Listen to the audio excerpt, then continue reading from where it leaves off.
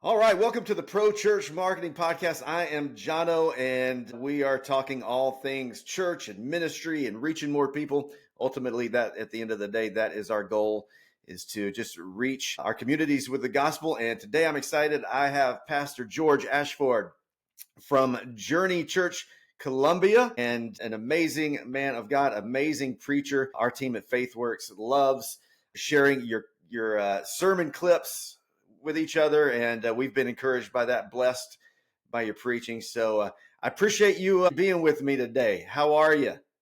I'm doing fairly well. Fighting a little sinus stuff going on, but that seems to be cycling around everywhere. But I'm excited to be here, Jono. Yes, sir. Yeah, it's crazy. Somebody was telling me they had to take their mom to the emergency room last night with some of this RSV stuff going on, and they went to three different emergency rooms, and they were all packed. So it seems like Right. just everywhere, everybody's sick. Everywhere. Yeah, but well, I appreciate you pushing through and being here with us. So just let's start with this. Tell us a little bit about who you are, a little bit about Journey Church, how you ended up at Journey Church. I know you have some. In one of the sermons I was listening to, you had mentioned some marketing in prior years, in maybe some previous career or marketing degree in college. I don't remember exactly, but just catch us up, take us through a little bit of that. Tell us a little bit of your story. Sure. George Ashford again. I'm the lead pastor at Journey Church, and we're in our 18th year of ministry. I'm husband, wife, Elisa. She's a school teacher. I have two adult sons and one beautiful granddaughter who I actually adore. I never had a daughter, so she's that daughter, the little girl. Oh, man.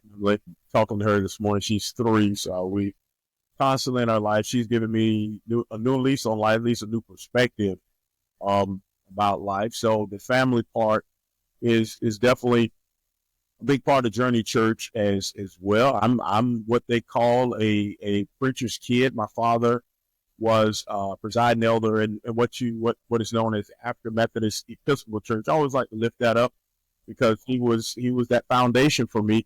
Very traditional. And this is headed to where we are going to end up. But very traditional. Dad was suit and tie and roll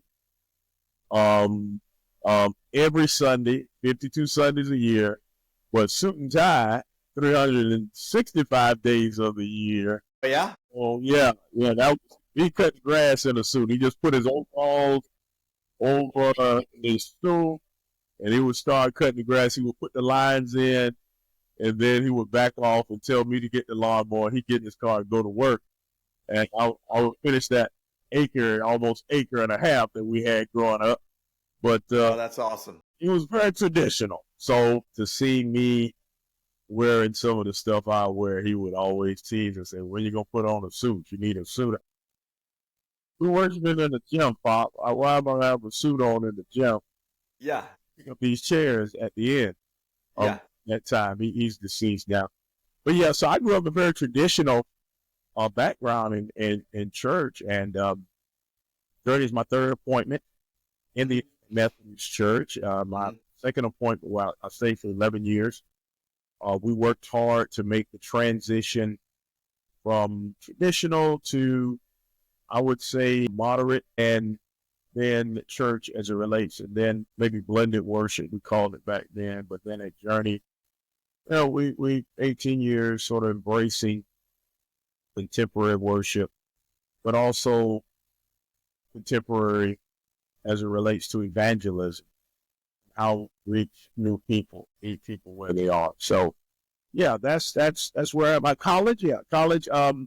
So I received my I received my degree in marketing. Okay. Carolina State University, a degree that I never had a job in. Yeah. Okay. And actually never used, because right after college, the next year I went to seminary. Yeah.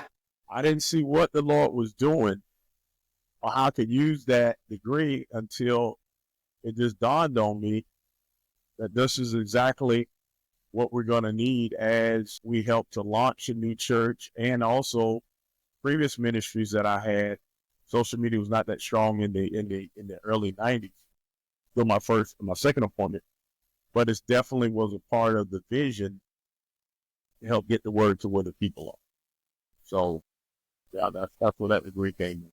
Gotcha. Yeah, I went straight out of high school to Bible college. I got a bachelor's of biblical studies, and I went and got my master's of divinity from New Orleans Baptist Theological Seminary. And know what that is. As unspiritual as it sounds, there was a part of me that always wished I had gotten some other bachelor's degree that might have helped me in ministry, because they didn't talk about marketing in seminary. They didn't talk about a lot of stuff that I think would have helped me. And I've always been envious of guys who, they got called into ministry maybe a little bit later in life after having some professional experience in some other industry. And I felt like they just always were able to come in and put systems in place and just really had some gifts that I didn't. So yeah, I would think a marketing degree would come in pretty handy. I mean, because I've always said, as I transitioned, I was youth pastor for 20 years. And as I transitioned out of full-time church staff ministry, I started realizing like that what I'm doing in this marketing agency for churches,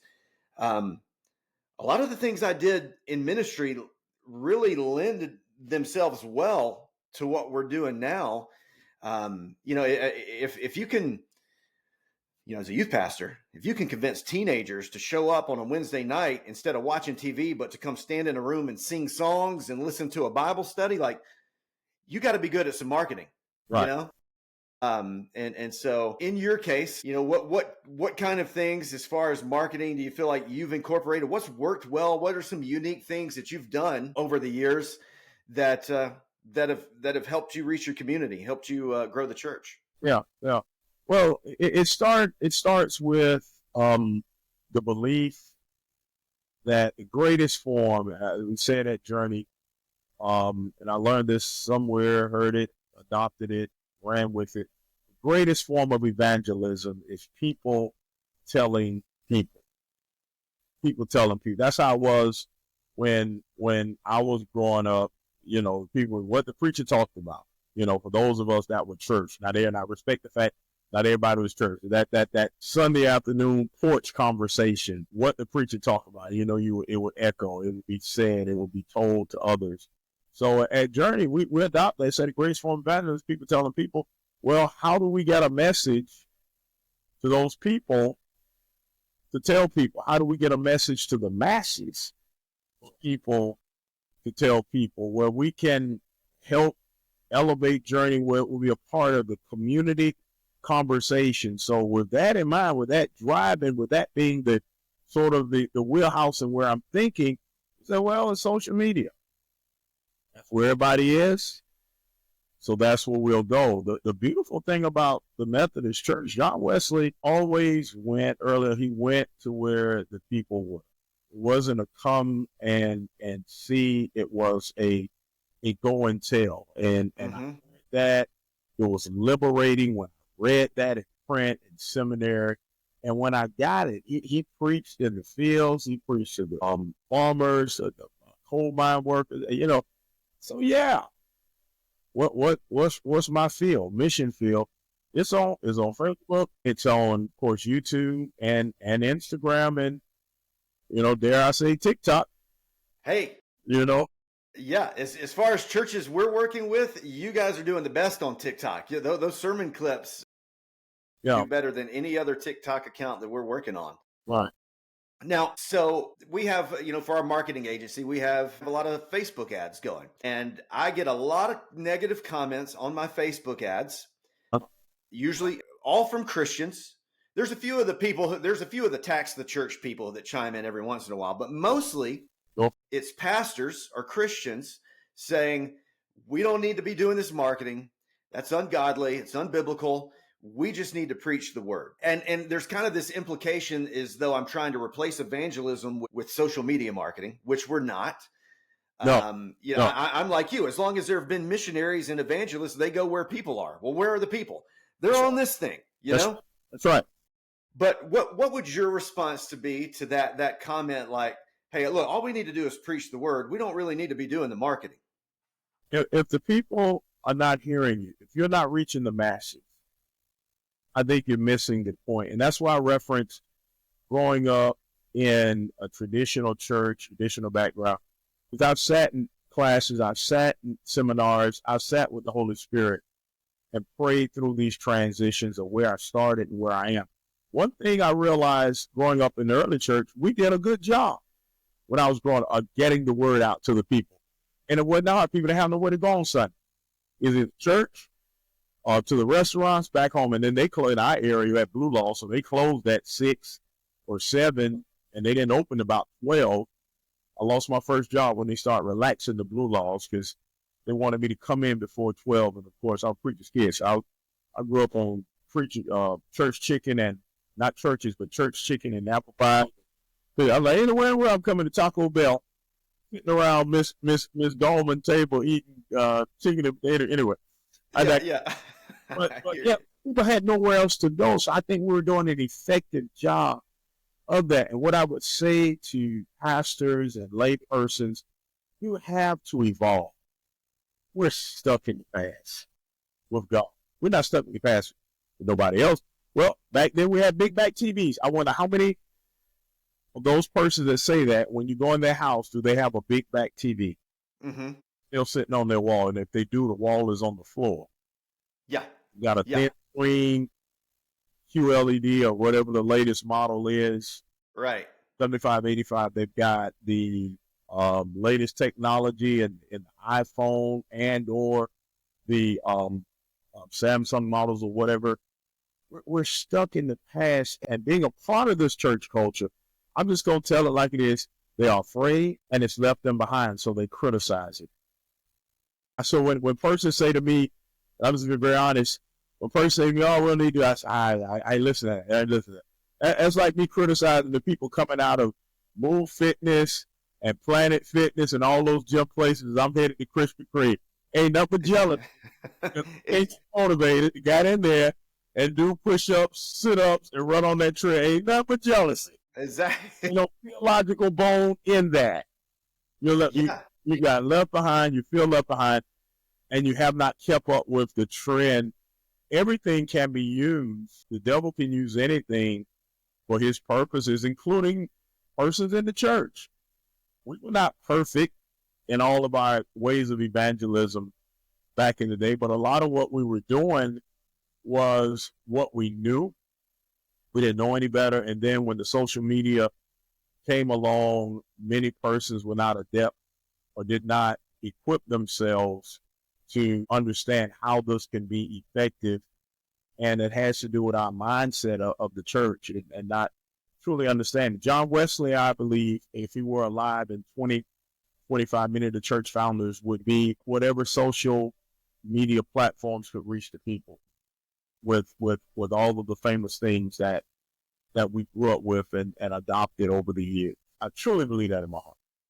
Well, I'm right there with you. I 100% agree. Again, you're exactly right. I love what you said about they are just feel like they've been left behind and they're afraid and maybe, a little bit of jealous and envy there. And so yeah, they're criticizing it. And, no one is suggesting that we stop preaching the word. I'm suggesting that we preach the word and we use everything at our disposal to reach our community with the gospel. Like you said, we're called to go and tell, not just sit around and have a club. Why should persons, if you understand Christ, the way I feel Christ when he came into the world with grace and mercy, and he fed the hungry, he healed the sick, he literally gave people access to salvation that was not known to them before. And I don't know why somewhere we've adopted in the church where it has to be a struggle, about the struggle to hear. One of our main things I've done and believe in the ministry, a good sound system. Here's all, well, how, if you're in there with a bad sound system, any pastor, any public speaker knows this, it kills your message. Okay, how good it is, how profound. You reach one of the best, most eloquent speakers that God ever blessed and anointed.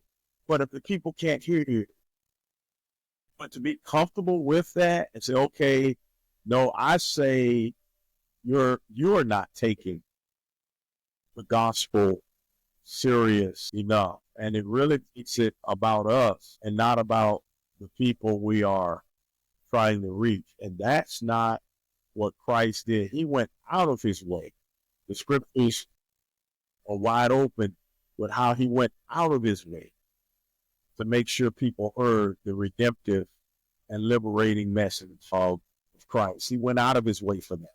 And to me, social media is me going out of my way.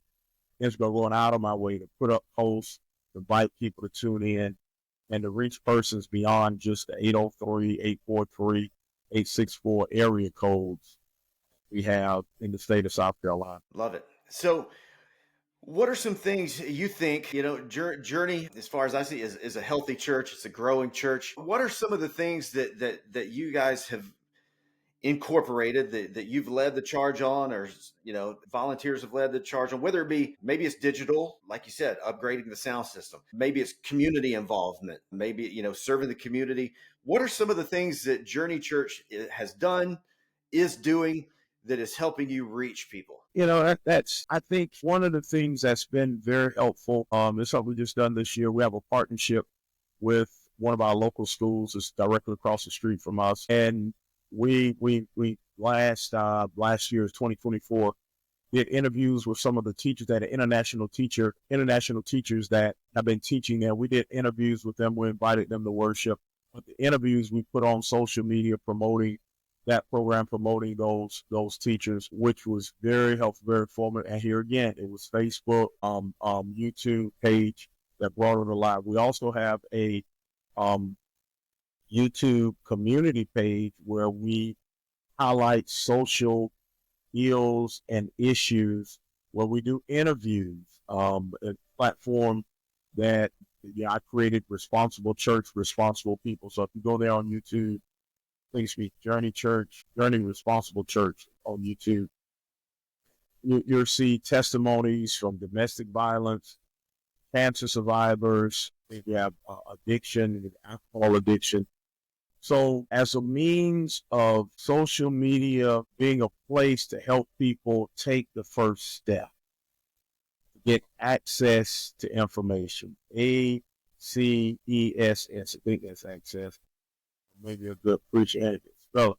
But yeah, access, and knowing that persons will go there and see that, and it will propel them to take propel them to take the first step. That's been very helpful.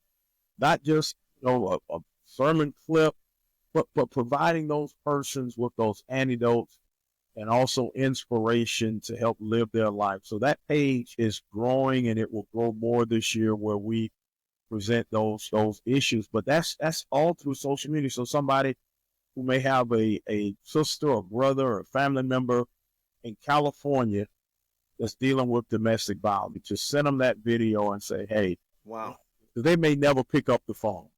Right. And say, call, text the video. Right.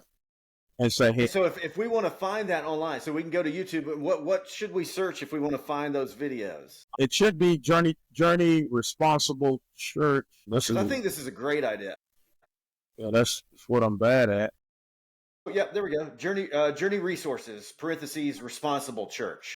Yeah. And I see the Middle School International Teachers Partnership, suicide prevention, men's mental health. Wow. That's incredible, because those are you're onto something here, because a lot of churches overlook YouTube. Most churches are probably throwing their Sunday morning sermon on there. Mm-hmm. But, YouTube is the second largest search engine on the planet, only second to Google. And, if we have a question or want to know how to do something, we're going to YouTube. But things that are definitely getting searched, mental health, how to deal with anxiety, how to deal with my teenagers, stuff like that. Answering those types of questions on YouTube. That's brilliant. And to create a safe space. I mean, I will listen to it, or I will follow it because it's shared with me from someone that I know, perhaps, or ministry that I know someone attends. So that helps to break down that barrier. We get persons in counseling and we pray for them, but still we can't help them take the first step. They have to. I can't take that first step for them. I know social media people can go late at night. They are ashamed, admitted in public. We know that from the good stuff and the bad stuff that you get on social media. And so we're constantly trying to bridge that with positive information we've been seeing here. Yeah. Wow, that's great. That's great. Now, one of the things that I always in ministry, I would go to meetings of other pastors, and when we were in there, it felt a little kind of like a Mm. little bit maybe like a brag fest. And everybody was just talking about what's going great. We baptized, and it was good things, and they should share those. We baptized this many. We added this many. We did this. We did this. We never really talked about some event, some outreach that we tried that flopped. And I always felt like, man, am I the only one messing up? So you may or may not have any of these stories, but is there anything that you've tried that just you thought was going to work, but it just didn't work like you wanted it to? Well, I'm going to approach that in this way. I think engaging and adopting social media and making sure it gets out there in a consistent, cogent, and clear way, quality way on a consistent basis. We've gone through many trials, ups and downs, tribulations, and that's where Faithworks came in to help us stay out there consistent. Because see, here again, I talk to you all the time, great ideas are great, but if they don't take the first step, and if you're not able to do it day after day after day, we say at Journey, or one of our isms we call it, after Sunday, come Sunday. So once I finish preaching on Sunday, 12 or 1 o'clock, I'm done. I'm in the car. I'm headed home. I'm thinking about the next Sunday. That consistency has to be there. And we fail in a lot of ways trying to do it ourselves. But ministry takes you away. In the church, the squeaky wheel always gets the grease. So you're going to run to do that, even with staff persons trying to manage it that may not be experts in that. So I would say some of our biggest failures and learning curves came through trying to adapt and adopt a consistent social media and effective social media outreach ministry and platforms that help. And that's where, of course, Faithworks comes in. But it also takes me back to why I think a lot of churches may struggle in that way, because you're looking for your personnel to do that, and many of them just not equipped. So you give up, perhaps criticize, perhaps put it on the back burner. And yeah, we see that a lot. That's a good point, and definitely, and I appreciate the shout out there. But I think one of the things that, yes, there's the consistency, because the churches we work with still post some of their own things if they want to, and which is great. But you can depend that there's going to be our 4 posts going out. So when you've got those busy weeks, Christmas, Easter, and the person on staff doesn't have time to think about it, that our posts are going out. Right. The other thing is, with a company like us that's not a church staff member, you don't have to worry about hurting feelings. If there's something we do that you don't like, we want to hear about it, and we need to fix it. When it's a church member, you kind of like, I don't want to hurt anybody's feelings because their mamas, and so you got to tiptoe around when really it should be fixed. Should be fixed.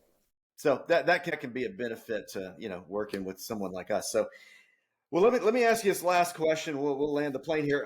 If you had one piece of advice for other pastors in the way of getting the word out about the church, making sure that their church is visible, marketing, whatever we want to call it, what would be that one thing you would say to other pastors? I would simply say, do it, and measure your return. Measure your return. Going back to COVID 2020, the third Sunday in March, we had a breaking news broadcast that we put out that service, in-person service will be canceled, and we'll be all online. From that moment going forward through 2021, 2022, we didn't miss a beat. And I'm going to say this, because I know every pastor's not there, every pastor's not thinking that way. But then, yes, we are financially. Giving continue, because the people were already trained giving online. And I work with churches in creative, innovative ways. get the persons because they did not have a strong online giving ministry, how to get money in, bring the money in, whole nine. Churches were shutting down. But because we had been in that area before and our persons were trained to worship on Facebook, on YouTube, on those platforms, the website at that time, things just kept moving. It wasn't what we wanted. We went through a lot of travail, but it helps. I would say to those pastors, do it and then measure. I mean, your response, measure the feedback that you're getting. I say measure it, go look and see how many persons you're getting, asking them to like and share your post, and then look at the financial benefit as well. Whenever our Facebook page goes down or there's a problem with YouTube, I get indigestion because I know 50% of our resources on a weekly basis are coming from online givers. Mm-hmm.